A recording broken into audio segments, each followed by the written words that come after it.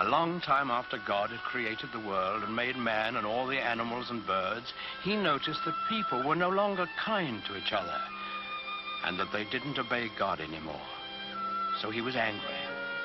But God did see one man in the world who was kind and good and who obeyed the Lord's word.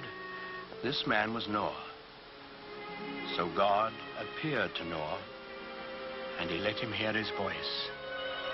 And the Lord said, "Behold, I will cause it to rain upon the earth 40 days and 40 nights.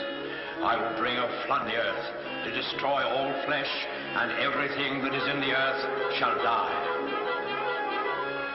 But God told Noah to build an ark and to take 2 of every animal in it with him to keep alive during the storm. And when Noah had heard God's voice, he was grateful, and he set to work right away to build the ark. This was a great boat with many, many rooms in it. When Noah finally finished it, he went out into the fields and woods, for he had to talk to all kinds of animals and birds. He talked to the lion and the wild horses.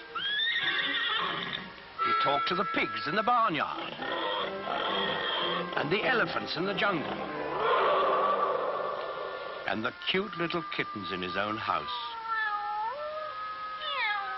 Noah talked to all the animals on the face of the earth, even to the doves, cooing in their nests.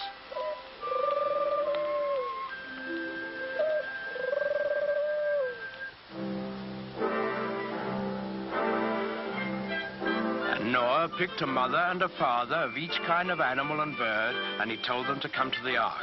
Well, when they were all gathered there, you can imagine what kind of a noisy crowd poor Noah had on his hands.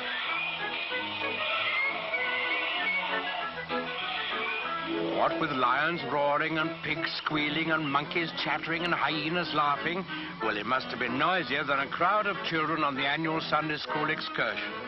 But Noah was wise and gentle, and he understood about animals, so he got them lined up in a long row, 2 by 2, and then he started them up and into the ark through the big door in the side. The bees were the last to go in, because bees have a stinger in their tails, and no animal wanted to get in line behind them. Noah stored food in the boat and then saw that his wife and his sons and their wives were safely inside. Then he shut the big door behind him and he bolted it so that no one could get. Then there was a flash of lightning and the thunder roared as it never had before. Big black clouds hid the sun so that it was almost as dark as night. And out of those clouds came the greatest rain the world has ever known. It lasted for 40 days and 40 nights, as God had promised Noah. All the land was covered with water, and not a house or a living thing remained anywhere.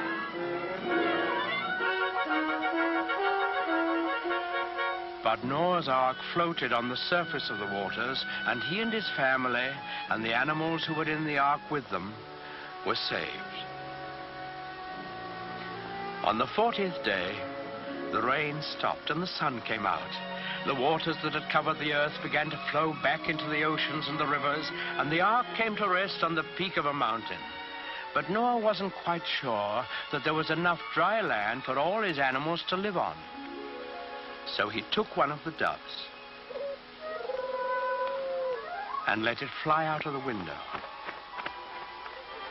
In a little while, it came back, and in its beak, the dove carried the branch of an olive tree.